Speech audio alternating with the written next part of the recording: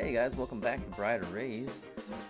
This week we're looking at Proverbs chapter 5, and we're in verses 15 through 23. It's called Before the Eyes of the Lord. Now, last time we looked at how God says, enjoy marriage. He said, you got temptation to sexual immorality? Marriage is the answer. That's what we have been told. Solomon gave that wisdom to us.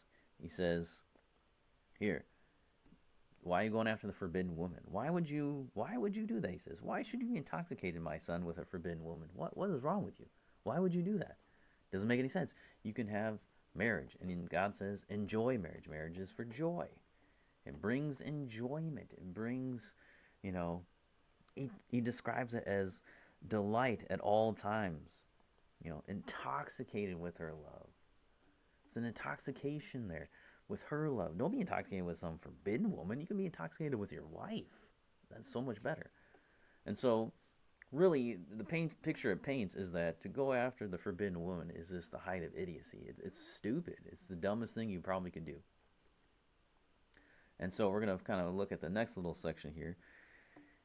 And it says, for man's ways are before the eyes of the Lord, and he ponders all his paths.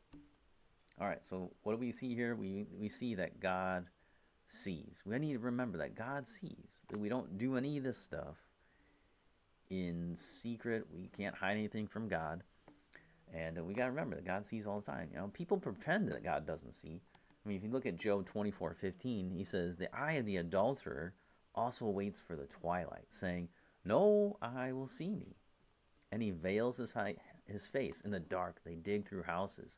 By day they shut themselves up. They do not know the light.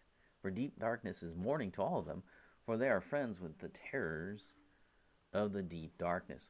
And so Job is describing those people who enjoy sexual morality, those people who think that God doesn't see. There is no God. God doesn't see. God doesn't know. I don't, they pretend that they don't know that they deserve to die for what they're doing. But in the heart of hearts, they do. But they pretend that. It's fake, right? It's not real. People know that what they're doing is wrong. People know that when they're engaged in the activities, it's wrong. Now, that's why they're working so hard today to make everyone say it's good, right? If you didn't think it was bad, why do you care about what anybody else thinks, right? If you think that, being homosexual is fine, do you need a gay pride parade? Do you need a whole month? Do you need transgender, visibility day? If it's good already, if there's nothing wrong with it, do you need that day? I don't think you do. Because who cares if people think it's wrong, right? But you do. People do care, right? They do care that it's wrong, that people think it's wrong. Why? Because they know it's wrong. In the heart of hearts, that's what the Bible says. The Bible tells us in Romans chapter 1 that they know what they're doing deserves death. That's why they want people to approve of it, because it makes them feel better about what they're doing.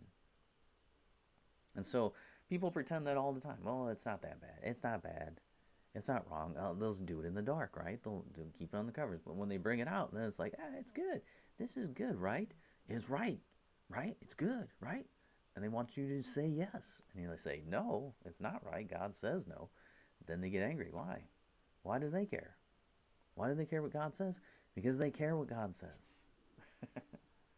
God knows all, right? He always has, always will. So you can't commit you can't go after the forbidden woman.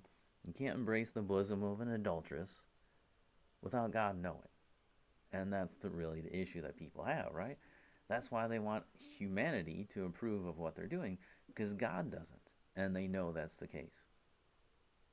They know what they do, what they deserve is death.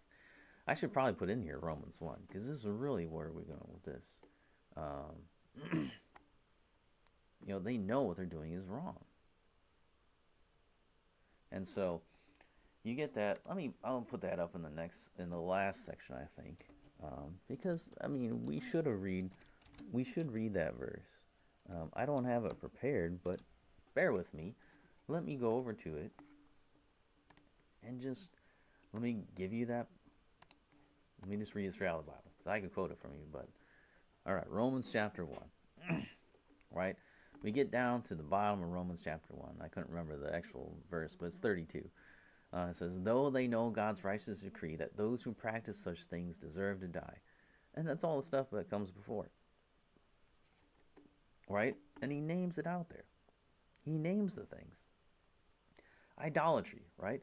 Giving worship to things that aren't God. He says that. He talks about in having, giving themselves up to the lust of their hearts, to impurity, exactly what we're talking about, to dishonoring their bodies among themselves, because they exchange the truth of God for a lie and serve the creature rather than the Creator. There's the creature-creator distinction here.